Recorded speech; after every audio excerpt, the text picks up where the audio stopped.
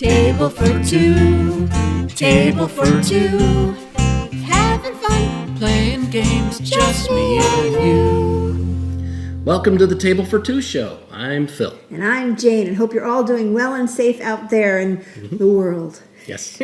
And thanks for those of you who are watching our show. We want to just say thanks right away again because, we usually say thanks at the end, and not a lot of people watch to the end, so say thanks now. Yeah. And don't forget to subscribe and click on the bell to let us to let you know when we're posting new shows, which is usually every Sunday. Yeah. We appreciate that. And so, Twitter, all those things. Yep. Instagram, a little TikTok.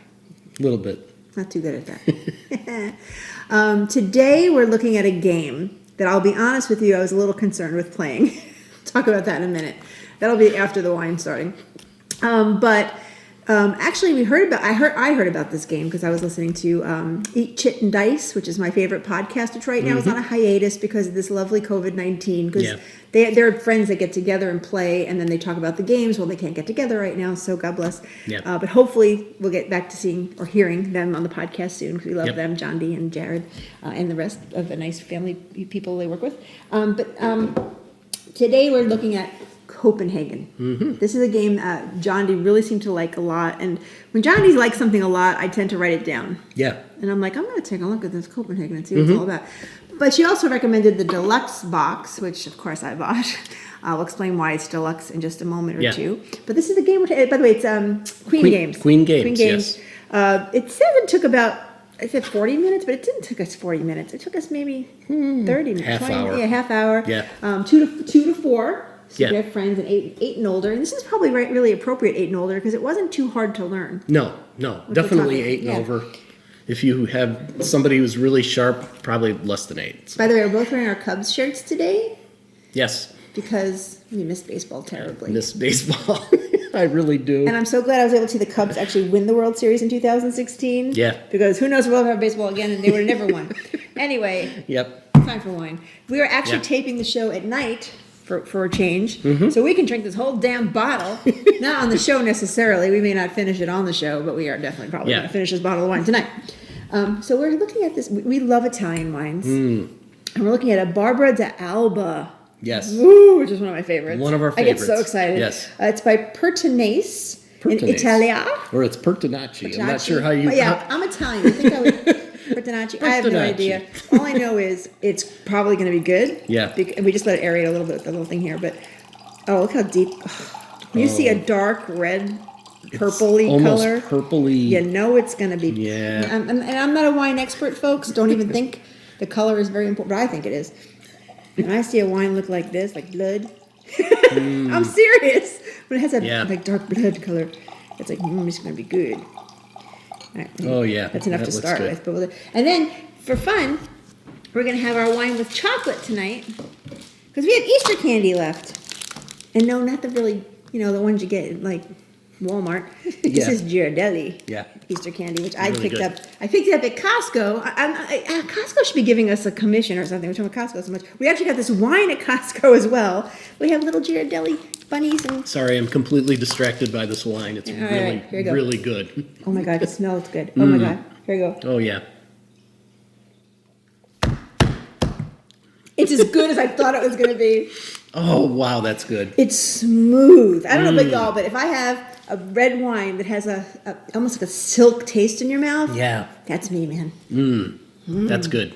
So anyway, oh man, we're going to have a good time on this show tonight. Yes. So, we're going to talk about this game, Copenhagen. Now, I have to tell you, I just joked earlier that I was a little leery to play Copenhagen, but I've actually been to Copenhagen. I was very blessed to get to go a lot of trips when I was young. My dad worked for the airlines. He worked for Scandinavian Airlines, SAS, for those of you who don't know what that is. And he had a lot of good friends who lived in Copenhagen. And I'm telling my story, and you're opening candy. How rude. I've heard the story before. He doesn't like the story. He's a little jealous. But anyway... I went to Copenhagen with my dad, and I met my first love of my life. We're not going to go into who or what, but I was only like 15 years old. So when you're 15, it's the love of your life. But also it's the most broken heart I ever had in my life. So when I heard about this game, I'm like, I don't know if I want to play Copenhagen. But to be fair, this game has nothing really to do with Copenhagen. I mean, doesn't. The only thing it has, Very little. if you're familiar with the Little Mermaid in Copenhagen, if you're familiar with that, which I am very familiar, the tokens that score your score are Little Mermaids. So that made me kind of like, oh, I was there and I saw that when I was 15, and we're not going to go how long ago that was. It was a long time ago, but it was my first love and my very first heartbreak. So Copenhagen has a little special meaning to me.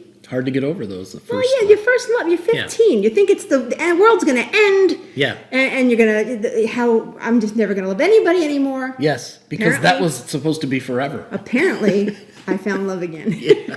Many years later. Check your temperature a little bit. I found a lot of love during 15 to something else. I won't say it. Anyway, I was a little bit of a slutty girl.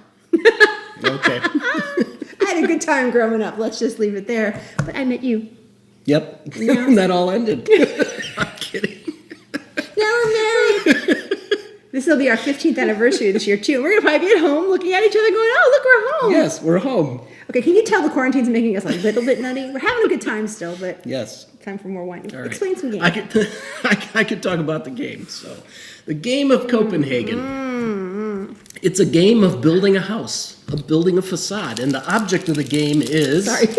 What is the object of the game? To get 12 points. To get 12 points. So you get the most points.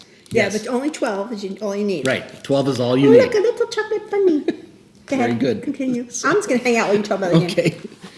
So each of us, each player gets a house, Good chocolate, too. and there's. No, I didn't have that one. No, you didn't have that I one. had the blue house, and you had the red house. I had the. Here. We could have lied, and Well, they nobody look- would have known. Yes, they would have. Picture playthrough below. Oh, okay. Picture playthrough below. Very good point. These are the Okay. colors we use. So I had Doesn't red. It's late. I'm drinking Yes. wine and chocolate. Go ahead. So you build this facade It's beautiful, though. With- Oh, by the way, there are houses that look like this in Copenhagen. and this is for some of you who played, especially older video games, this is going to start to look familiar. This is the part I thought was hysterical. You build them with these tiles. We'll hold a few of Put those these up. down. Yeah, we can put those up. Well, you can see. Guess what this looks like, guys? Anybody knows what this looks like? Oh, I didn't Tetris. want to stick it over there. Tetris. Yeah. But So- these, by the way, I'll mention these facade tiles. This is the deluxe box. So they're like an acrylic, which are really nice versus the paper tiles I think that the regular game comes with. Mm-hmm. And John D said, get the deluxe game. The tiles are really cool. And she wasn't kidding. They're cool. You can see through the windows. They're really cool. They're like a clear acrylic, really cool. So thank you, John D, for that. So in a nutshell, it's easy to play this game. You either on your turn are placing tiles, or you're picking from the harbor. This is the harbor. This Which is is- a beautiful harbor. which Now, is the a tableau. harbor- Where the heck did the cards go? Hey there. Yeah, they're there. There's a set of cards, and all they have are different colors. Now go to Ticket to Ride in your head. Yeah. Different colored houses. Yes. Purple, blue, the ones that match the facade tiles. And they're literally put around the harbor. Yeah. You'll see in the playthrough, there's 7. Yep. They're just and randomly then- in this tableau. And then you around have the your harbor. draw deck right Yep. there. That's it. I'm being So- silly today, I'm sorry. But it's so Sorry. easy to set up. So yes. So on your turn, well, we start with 2 cards. Oh, wait, why don't we finish talking about We start with two components? cards. Yeah, we should do that. Yeah. So the last thing is, this is the scoreboard. How much wine did you drink? I haven't had much yet. You talked about the houses. I talked about the houses. facade pieces. Talked about the facade. Like yes. Tetris. We talked about that. We have the harbor where we have all the cards to choose from, like the tableau and Ticket to Ride, and the draw pile. But then you have the scoreboard where you put your Little Mermaid on your score track. Yes. That's all it is. And it connects very nicely Yes. to the harbor. And it ends. Hey, I just got I was from Bangor, Maine just now. Harbor. The harbor. The And it harbor. conveniently ends on 12, which, Yes. as you said, And you get 12 or more, but 12 That's is the the most points you can thing. get. And then there's one card, though, that goes into the card pile. It is a Little Mermaid card. Now, a couple of things really important. When you're setting up the game, you actually take out some of the facade tiles for a 2-player game. You don't need as many. Yeah. You also take this Little Mermaid card, and after you shuffle your deck, you take the top 9 cards off the deck, you shuffle her in there, and then you put it at the bottom. Yeah.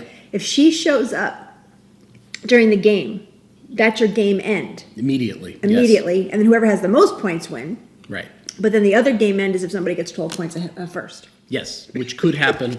In our game, she came up. the mermaid came up. But, Yeah, we had to stop. But if somebody gets to 12 points first, then that's the end of the game. Oh, so good. So everyone can have so everyone starts with, the first player starts with 2 cards.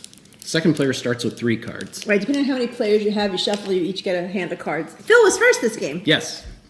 The cards. Oh, my second candy already.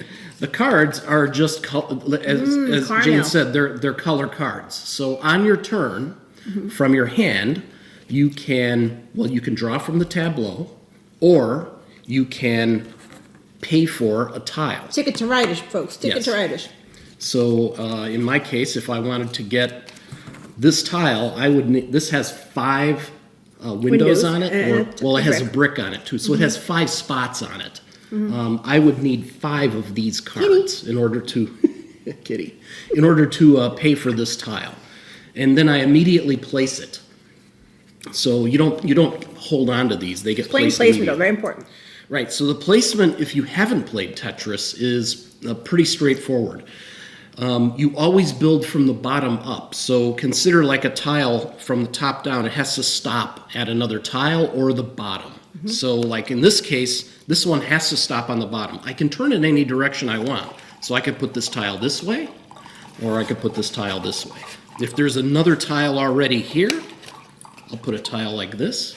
Then I can put it here, or I could put it here, or I could put it here, but you get the idea that it has to hit the bottom of something. Or there. Yes. Or here. One thing that's a little bit different than just slightly different than Tetris, if you just think, well, I'll just assume Tetris rules. With Tetris, if I had this white window, which I'll explain that a little bit, I can put that here. But Tetris, you wouldn't be able to get the tile there. So What are you looking at there? you can put that tile right here. No, it's still got to be on top. It's got to follow placement rules. It still can go along the bottom. Yeah, as long as it's on the bottom, right. Yes, Right. right. Well, yeah, I can put it here, but you can fill in a hole underneath. Yeah. But it has to hit the bottom. You can't bottom hole. you can't just stick it off to the side here. Right. Or you can put it up here on top. You can put it up on top too. Right. Oh, and let's talk about these. Yes. These are like, what do they call these? Crests. It's a family crest kind of a thing. They're family crests, yes. If you cover a crest, then you have some more options. So Crest. yes, if you cover a crest, nice. Sorry, we're having too much fun tonight. There are a bunch of what Three are called, things you can do. There's if 3 cover a things you can crest. do. Yes. That'll help a little bit. There are ability tiles. Ability tiles. You can either draw one of those ability tiles if you want a new one. You can draw the white window. Yeah, the There's white a bunch window, of, that's the only time you get a white window. right, bunch of white windows. And windows are important, and we'll talk about that a little bit on scoring. Or If you have used your ability tile. So by the way, when you use an ability tile, let's just talk about these. We're getting silly and the playthrough will be much better than this. Yeah. When you first start your game, I should have probably mentioned this, we all get one ability tile to start with. And this ability tile, and did you already say this? And if you did, I am sorry because I was drinking my wine. No. I mean, when you actually pick, because Phil said you can do 2 things, right? You can pick from a tableau, but they have to be adjacent. I don't know if you said that. They have to be 2 cards adjacent to each other on the harbor. You can't say, I want to pick this card and then that card. Yes. But if you have the special ability token or tile, you can then say, I'm going to use this and pick from 2 different areas, not adjacent to each other for the cards. I feel like we're really blowing this description tonight, but that's okay. Yeah. But once you use your ability tile, you turn it over to show that it's been used. But once you cover a crest, like Phil said, you can do 3 things. You can grab a white tile, a little window. You can take a new ability tile, or all of your tiles that have been used, you can turn over, all of them, and reuse them again. Yeah. Not that moment, but you can turn them over to be reused. Right. So that's another ability. I'm sorry, I interrupted. Other things, fine now. I want to help fill in. So the crests are important, but what's really important is getting the points. So the way you get points are to complete rows or complete columns. Yep. And of course, you're building from the bottom up. Now, when you complete a row, if it is all so this would get me 1 point because it's not all windows. It's got some brick. If I had all windows, I get 2 points. That's harder to do, but yeah, you get it's 2 harder points. to do, yes, For but the that's row. kind of where the Tetris thing comes in, and like, maybe I'll put that this way, even though it looks kind of weird, because if I can get windows all the way across, that's a really good thing. Also, if you get like an entire row, you get that crest too. So that's kind of Every time important. you say crest, I think of that crest commercial when you were kids. Yeah. Crest. Yes.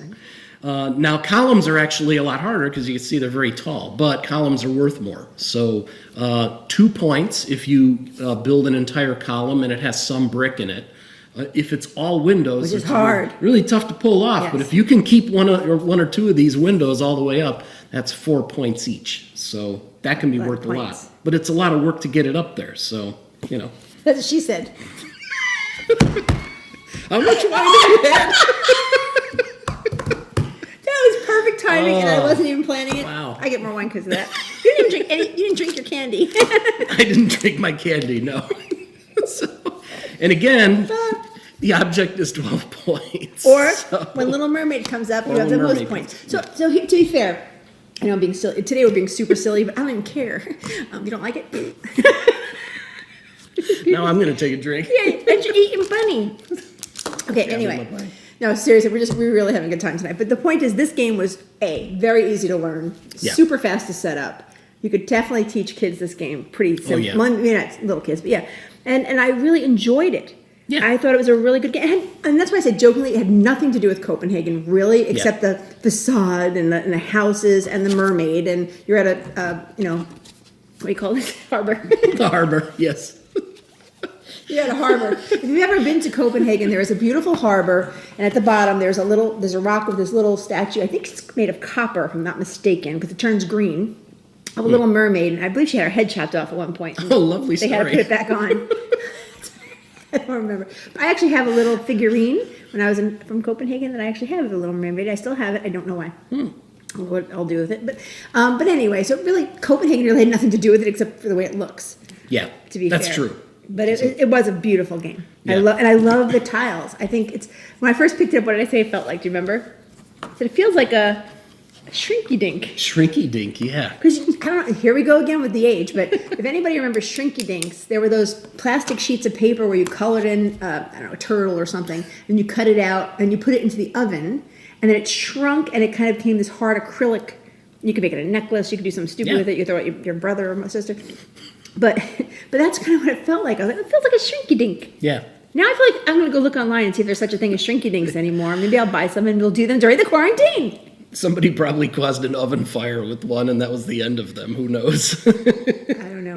Now, I have to tell you, we've been having a good time playing games. Obviously, having a little more time to play. For those of you who don't know, from my real job, I tended to travel on a weekly basis. So I normally wouldn't be home during the week, or I'd be home a couple of days that week.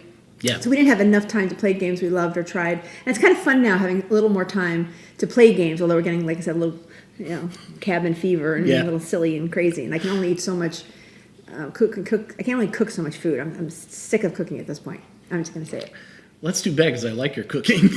Yeah, I cook pretty good, but what's interesting is I've been watching a lot of YouTube videos of other people. I won't go into who, what, where, but they're all like doing fun things, like they're buying things from Amazon or whatever, just like craft projects and make Yeah. a quilt or make a this or make a that, and it's just like I understand why now, because you want to do other things that make you feel creative and have a good time. And then I want to point out, I know a lot of the games we play are 2-player because that's what we do, table for 2 show.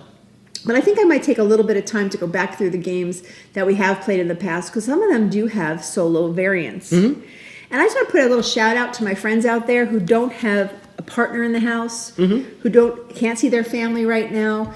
I know there's a lot of people who are single or just alone, and they love to play games. Yeah. And I felt that especially when we posted some things on our Facebook page the other week about one of the vendors was having a sale. And then somebody wrote, it kind of broke my heart. I forgot who it was, so I apologize. I can go back and look.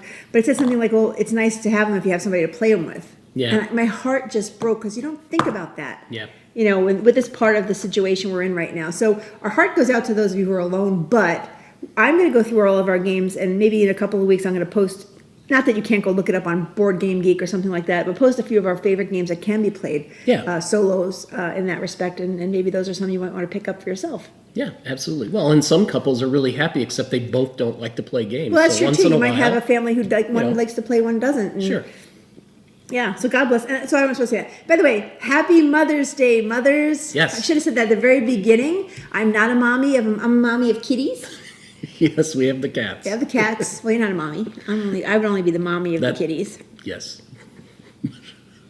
So cheers, moms. And moms who play games, even cooler. Mm-hmm. All right, guys, we'll see you next week. Be good. Oh, don't forget puzzle contest. We have a lot of entries into the puzzle contest, so don't forget to send us a copy, or not a copy, but a picture of your puzzle that you've created during the quarantine, and you'll be in it to win it. Yep. May 30th is the drawing. All right, guys, bye. Bye.